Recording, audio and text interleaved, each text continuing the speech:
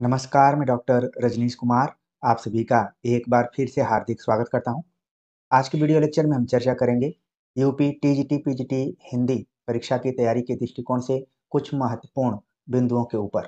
प्रिय विद्यार्थियों, अगर आप इस चैनल को नियमित रूप से फॉलो कर रहे होंगे तो टीजीटी, पीजीटी हिंदी आगामी परीक्षा को ध्यान में रखते हुए हमने अभी तक इस परीक्षा से संबंधित सिलेबस पर चर्चा कर ली है, मूल बुक्स के ऊपर चर्चा कर ली है और हम उम्मीद करते हैं कि आप सिलेबस को अच्छे से समझ गए होंगे। उससे आधारित जो भी किताबें होंगी वो आपके पास मौजूद होंगी और आप उनको पढ़ना शुरू कर चुके होंगे। और इस दौरान आपके मन में ये सवाल ज़रूर आ रहे होंगे कि किताबें तो हम पढ़ रहे हैं, लेकिन परीक्षाओं में किस तरीके से सवाल पूछे जाते हैं। तो जो अगला पॉइंट है कि हमें पिछले साल के क्वेश्चन पेपर को रिवाइज करते रहना है। ख़ास तौर से अगर मैं ईयर निर्धारित करूँ तो 2021 से लेकर 2013 तक जो भी एग्ज़ाम्स हुए हैं उनको उनके क्वेश्चन पेपर को आप ज़रूर अपने पास रखिए। चाहे वो किसी बुक फॉर्मेट में हो या फिर यूथ पब्लिकेशन या फिर घटना चक्र जैसे पब्लिकेशंस हैं, वो किताबें निकाल चुके हैं, उनको लेकर आप पढ़ सकते हैं। या फिर आपके घर में पहले से भी कोई इस एग्जाम में बैठ रहा होगा तो क्वेश्चन पेपर भी निश्चित तौर पर उसके पास होंगे।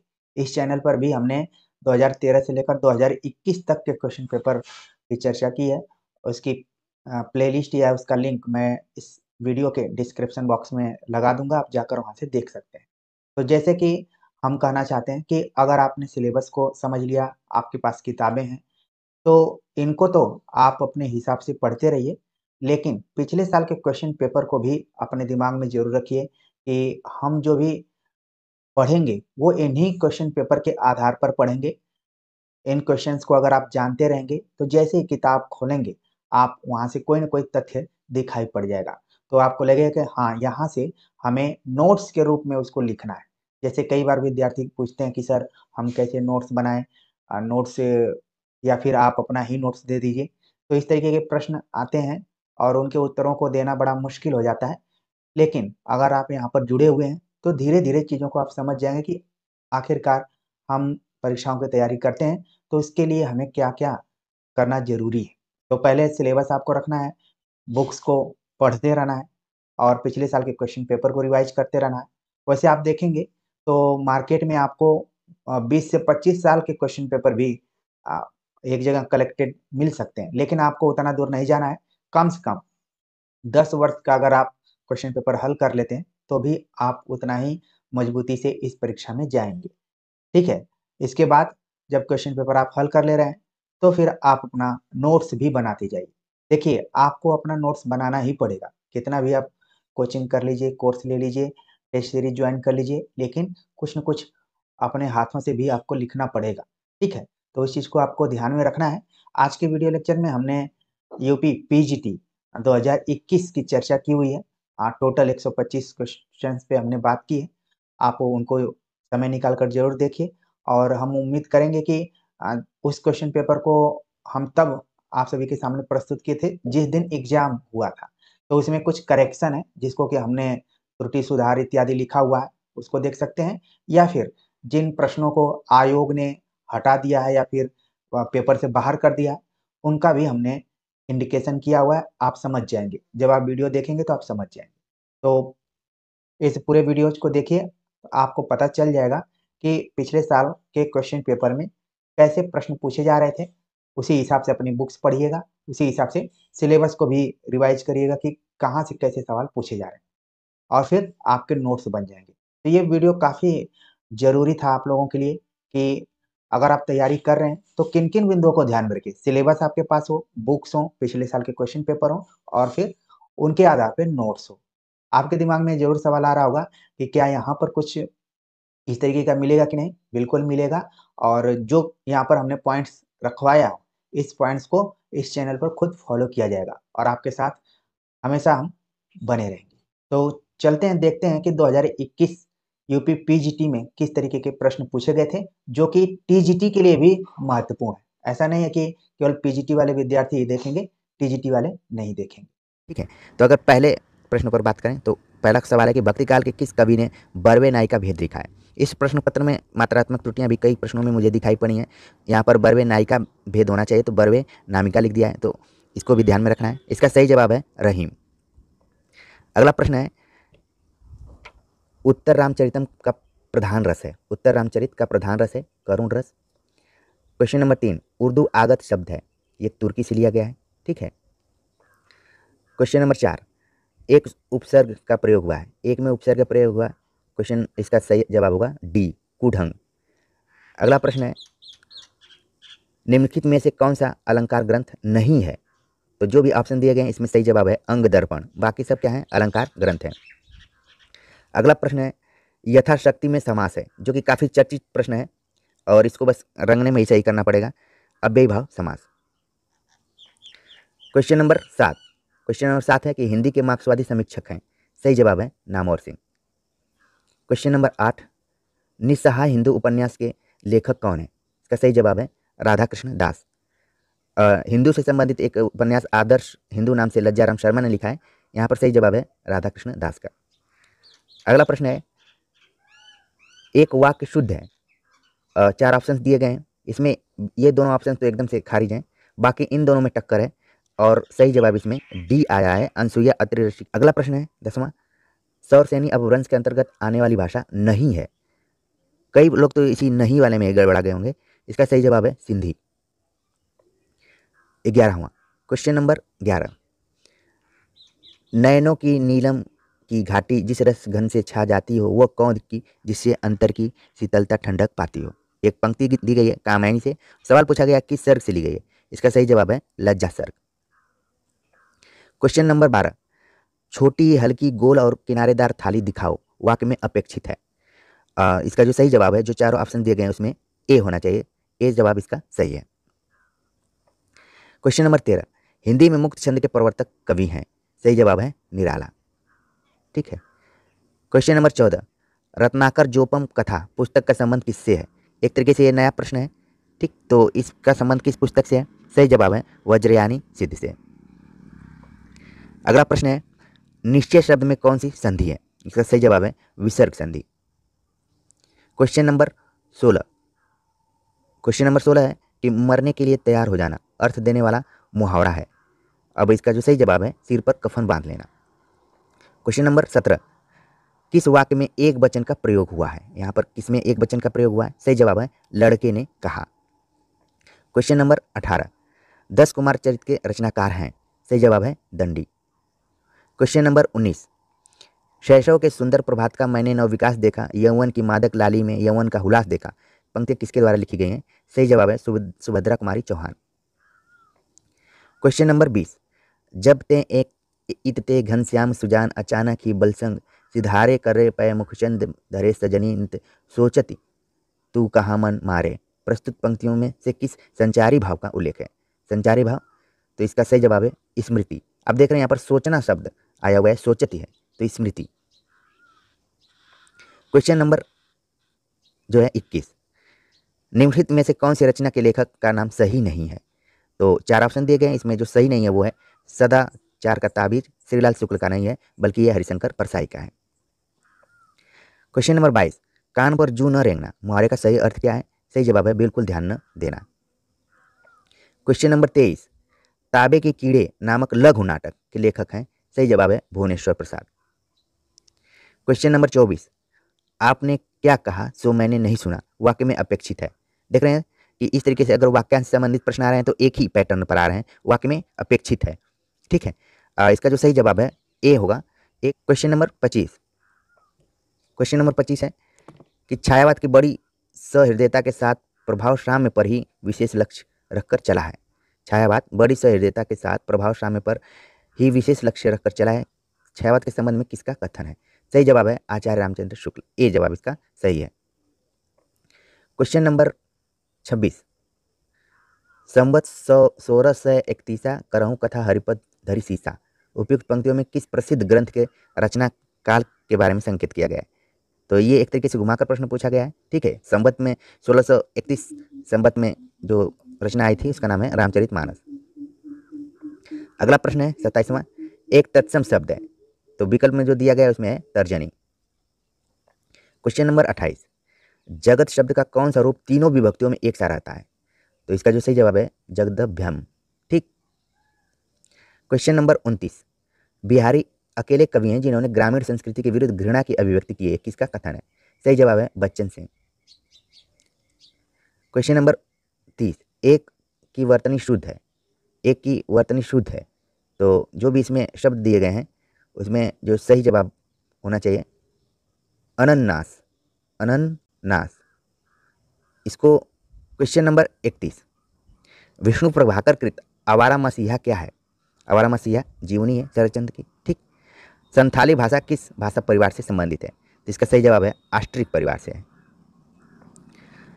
क्वेश्चन नंबर 33, भ्रूण हत्या निबंध के लेखक हैं। एक तरीके से यह भी नया प्रश्न आया हुआ है, इसका सही जवाब है भारतेंदु हरिश्चंद्र। अगला प्रश्न, निम्नलिखित में से किस रचना और उसकी विधा का नाम सही नहीं है? सही नहीं है तो जूठन जो कि आत्मकथा है ओम प्रकाश वाल्मीकि की। ठीक। क्वेश्चन नंबर 35, पंत जी की रचनाओं बीड़ा और पल्लव दोनों में अंग्रेजी कविताओं के लिए हुए भाव और अंग्रेजी भाषा के लाक्षणिक प्रयोग बहुत मिलते हैं। इसका जो सही आंसर होगा वो है रामचंद्र शुक्ल। क्वेश्चन नंबर 36, किसी शुभ कार्य को विधि विधान और श्रद्धापूर्वक करना क्या कहलाता है? वो अनुष्ठान कहलाता है। वाक्यांश के लिए एक शब्द है। क्वेश्चन नंबर 37, शांति प्रिय द्विवेदी कृत परिव्राजक की प्रजा क्या है? ये एक आत्मकथा है। क्वेश्चन नंबर 38, मनोहर श्याम जोशी का उपन्यास है कश्यप। क्वेश्चन नंबर 39, अंतस्थ व्यंजन है, अंतस्थ व्यंजन य र ल व। क्वेश्चन नंबर 39 का डी। क्वेश्चन नंबर 40, जे हाल मिसकी मुकुंद तगाफुल दुराय नैना बनाए बतियाँ, इस प्रसिद्ध पंक्ति के रचनाकार हैं अमीर खुसरो।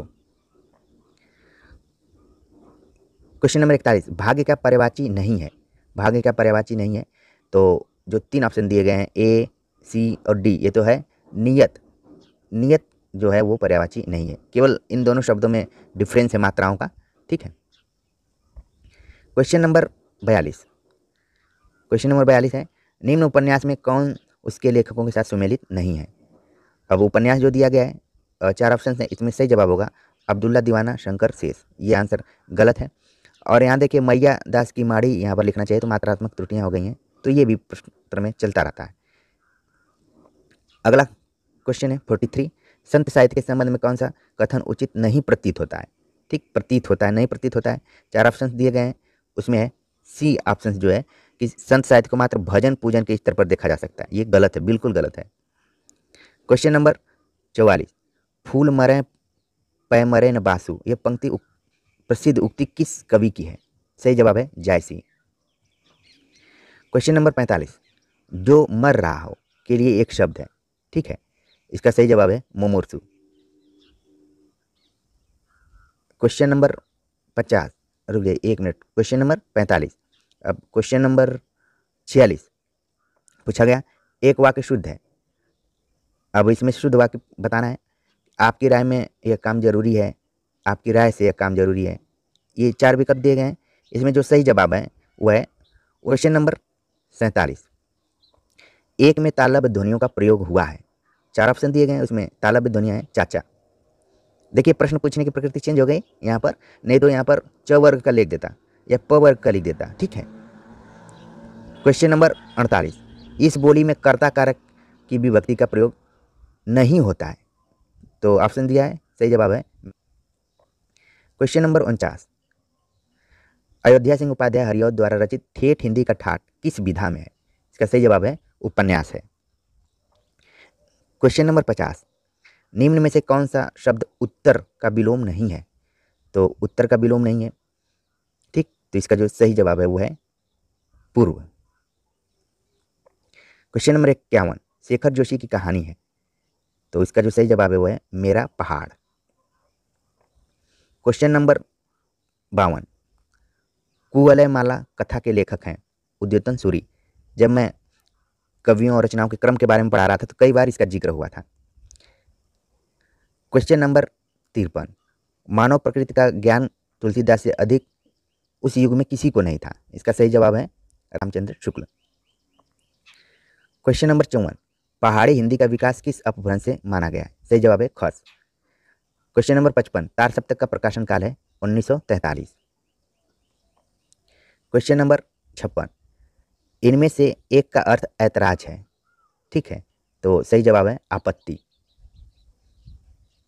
क्वेश्चन नंबर 57, बहुवचन की दृष्टि से एक वाक्य शुद्ध है, तो चिड़िया उड़ गई, ये बहुवचन के हिसाब से शुद्ध वाक्य है। क्वेश्चन नंबर 58, इस बोली में उत्तम पुरुष एक वचन के स्थान पर उत्तम पुरुष बहुवचन का प्रयोग किया जाता है, किस बोली में? ठीक है, तो इसका जो सही जवाब है, जैसे मैं के स्थान पर हम का प्रयोग कई बार हो जाता है, इसका सही जवाब है खड़ी बोली। क्वेश्चन नंबर 59, नई कविता के विषय में असत्य कथन है, असत्य कथन बताना है, तो जो चारों ऑप्शंस दिए गए हैं उन ऑप्शंस में जो असत्य कथन है, नई कविता के रचयिताओं में अधिकांश प्रगतिवाद और प्रयोगवाद के खेमे में रह चुके हैं, तो लगभग इसमें जितने भी ऑप्शंस दिए गए हैं वो काफ़ी क्लोज हैं, ठीक है, तो इसमें जो सही जवाब होगा वो क्वेश्चन नंबर 60, आंखें बिछाना मुहावरे का सही अर्थ है हृदय से आदर करना। क्वेश्चन नंबर 61, क्वेश्चन नंबर 61 है बचपन की स्मृतियां के लेखक हैं, इसका सही जवाब है क्वेश्चन नंबर 62, भक्तिकालीन रस सिद्धांत विषय ग्रंथ है, सही जवाब है रसमंजरी। 63 है कि पुष्प या पुष्पुंड को हिंदी का प्रथम कवि किस आलोचक ने माना है, सही जवाब है शिव सिंह सेंगर ने। अगला प्रश्न है अष्टाध्यायी के रचनाकार हैं पाणिनि। अगला प्रश्न है एक तरीके से ये रिपीट है, ये टीजीटी में भी आ चुका था, बीड़ा पाणी के में समास है, बीड़ा पाणी में समास है, सही जवाब है बहुब्रीहि। क्वेश्चन नंबर 66, विज्ञान गीता किसके द्वारा लिखी गई है, सही जवाब है केशवदास। क्वेश्चन नंबर 67, तुम्हारे मुंह में घी शक्कर का सही अर्थ होगा ईश्वर करे तुम्हारा समाचार सत्य हो, मतलब कोई अगर मित्र दूसरे को कह रहा है कि ये काम तुम्हारा हो जाएगा, तो मित्र हंसते हुए बोलता है कि तुम्हारी बात सही हो जाए, तो सही जवाब ए होगा, ठीक। क्वेश्चन नंबर 68, इतिवृत्त और आलोचना का संयुक्त रूप होने से वह इतिहास आज भी प्रकाश स्तंभ बना हुआ है, इस कथन में जिस इतिहास की ओर संकेत किया गया है उसके लेखक हैं, इसके लेखक हैं आचार्य रामचंद्र शुक्ल, ठीक है। क्वेश्चन नंबर 69, निम्नलिखित में से कौन सा बहुव्रीहि समास का उदाहरण नहीं है, बहुव्रीहि का उदाहरण इसमें नहीं पूछा जा रहा है, तो यह राजपुरुष जो कि तत्पुरुष का है। क्वेश्चन नंबर 70, निम्न से एक सूर्य का पर्यायवाची है, सूर्य का पर्यायवाची है, तो इसका सही जवाब होगा अर्क, अर्क माने सूर्य होता है।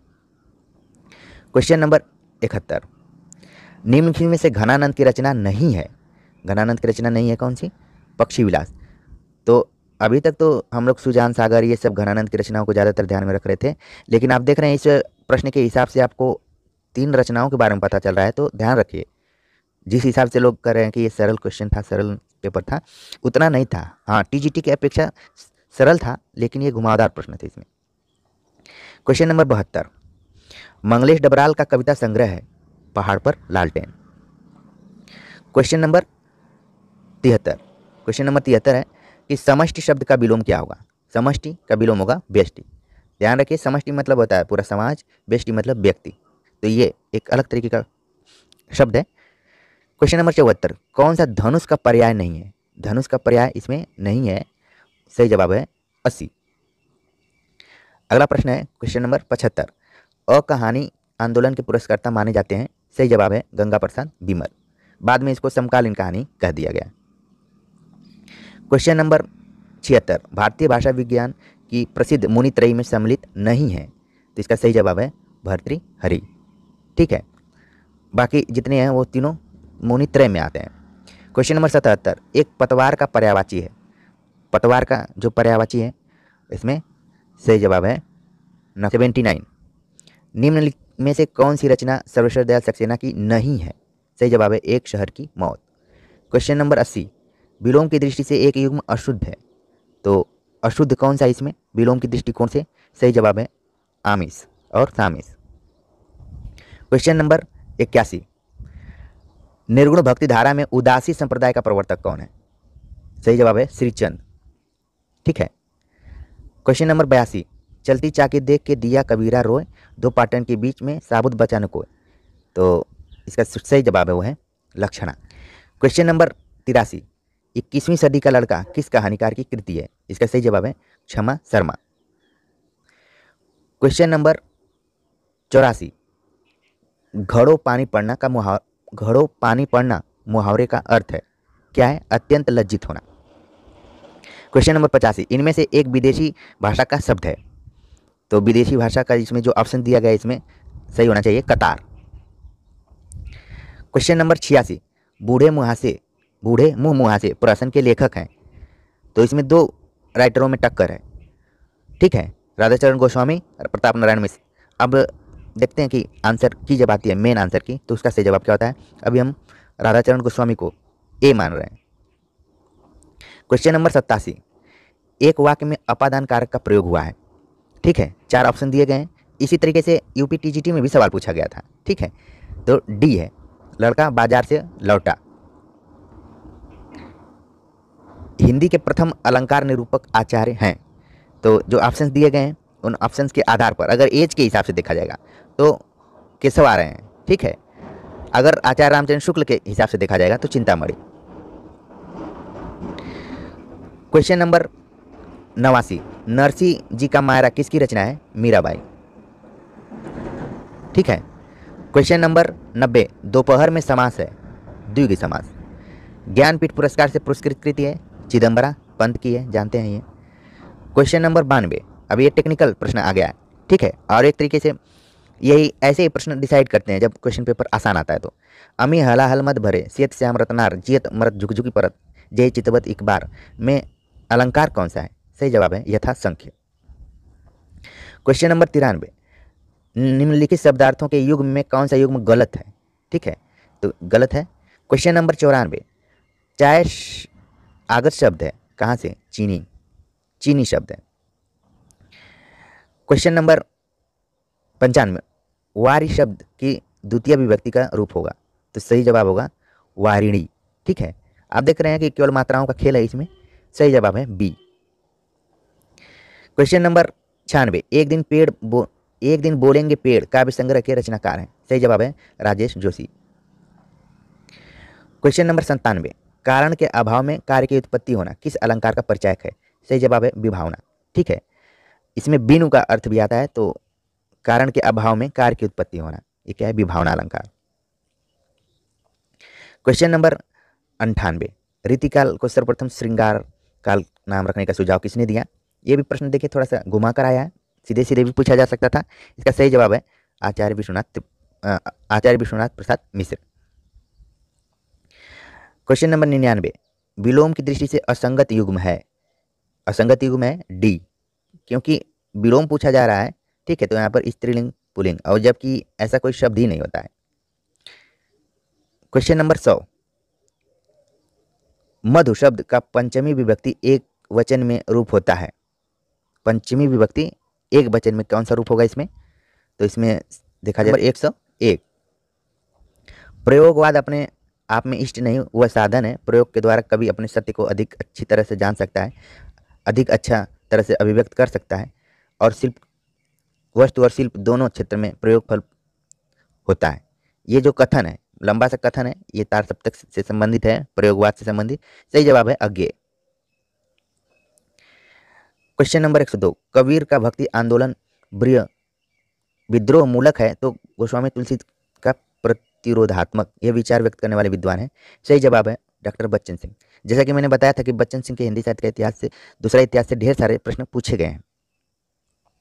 क्वेश्चन नंबर 103, जहां उपमेय का प्रतिषेध कर उपमान की स्थापना की जाए वहां पर अलंकार होता है। ठीक है, अपौहनित अलंकार। क्वेश्चन नंबर 104, स्था धातु का विधिलिंग लकार प्रथम पुरुष बहुवचन है। सही जवाब है ए।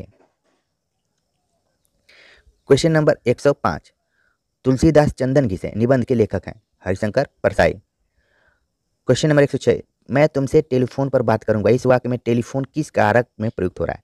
टेलीफोन एक साधन के रूप में प्रयोग हो रहा है, तो इसका सही जवाब होगा करण कारक। ठीक, ठीक है, जैसे मैं तुमसे मोबाइल से बात करता हूँ, यहाँ पर मोबाइल भी हो सकता था, तो साधन के रूप में प्रयोग हो रहा है। कई इसमें लोग आंसर लगा देंगे पर के हिसाब से। ठीक है, तो आप देख रहे हैं कि एक तरफ तो से आया हुआ है टेलीफोन से, साधन के द्वारा, इसका थोड़ा सा इसलिए एक्सप्लेनेशन करना पड़ रहा है। सही जवाब डी होगा इसका। क्वेश्चन नंबर 107, जिसे तत्काल उचित उत्तर या उपाय सूझ जाए क्या कहा जाता है? प्रत्युत्पन्नमति। ये भी प्रश्न कई बार पूछा जाता है। क्वेश्चन नंबर 108, निम्नलिखित में से अव्ययी भाव समास का उदाहरण है। अव्ययी भाव समास का उदाहरण जो है वो है रातों रात। क्वेश्चन नंबर 109, क्वेश्चन नंबर 109 है, निम्नलिखित में कौन सा युग्म सुमेलित नहीं है? तो जो ऑप्शन है उसमें डी आंसर सही होगा, मधुमालती मंझन की रचना है। क्वेश्चन नंबर 110, किन्नर देश में किस विधा की रचना है? सही जवाब है यात्रा वृत्त। निम्नलिखित में क्वेश्चन नंबर 111, निम्नलिखित वाक्यों में से कौन सा शुद्ध है? मैं आपका दर्शन करने आया हूँ, मेरे लिए ठंडी बर्फ, और ये चार ऑप्शन दिए गए हैं। सही जवाब है 112, जहाँ उपमेय स्वयं अपना उपमान हो वहाँ अलंकार होता है। ठीक है, तो सही जवाब होगा। क्वेश्चन नंबर 113, रस सूत्र की व्याख्या ने रस निष्पत्ति प्रक्रिया की पुष्टि चित्र तुरंग न्याय के आधार पर की है। सही जवाब होगा संकुक। क्वेश्चन नंबर 114, जो कम खर्च करने वाला हो वो क्या कहलाता है? मितव्ययी। क्वेश्चन नंबर 115, हिंदी के किस आचार्य ने छल नामक संचारी भाव को प्रचारित किया? सही जवाब है देव। क्वेश्चन नंबर 116, अजीर शब्द का अर्थ है? अजीर माने आंगन, जो कि रामचरितमानस में प्रयुक्त हुआ है। क्वेश्चन नंबर 117, निम्नलिखित में एक रचना राष्ट्रीय सांस्कृतिक धारा की नहीं है। ठीक है, तो सही जवाब है विसर्ज धारा। सर्वेश्वरा घोषवंतो बलवंतो वक्तव्य, यह कथन किस ग्रंथ का है? इसका जो सही जवाब है वो है अष्टाध्यायी। क्वेश्चन नंबर 119, बरवे छंद है? बरवे छंद अर्धसममात्रिक छंद है। ठीक है। क्वेश्चन नंबर 120, लिंग की दृष्टि से एक वाक्य शुद्ध है, दही खट्टा है। तो ये एक बार आरओ में भी प्रश्न आ चुका था। ठीक है, बी इसका आंसर सही होगा। क्वेश्चन नंबर 121, कान्हा शब्द क्या है? तो इसमें है तद्भव। क्वेश्चन नंबर 122, आचार्य रामचंद्र शुक्ल के अनुसार छायावाद में प्राप्त होने वाली प्रतीक शैली किस साहित्य का प्रभाव है? प्रतीक शैली पर किस साहित्य का प्रभाव है? सही जवाब है। क्वेश्चन नंबर 123, निम्नलिखित में अघोष महाप्राण ध्वनि है? तो महाप्राण जो कि 24 होते हैं, मतलब 2 और 4 प्रत्येक वर्ण के। तो आप देख रहे हैं कि इसमें जो सही जवाब होगा वो ख होगा। ठीक है। क्वेश्चन नंबर 124, मीराबाई की उपासना है, मतलब भक्ति भावना है, वो क्या है? माधुर्य भाव। ये जवाब सही होगा। क्वेश्चन नंबर 125, कौन सी गीति नाट्य नहीं है? निम्न में कौन गीति नाट्य नहीं है? सही जवाब है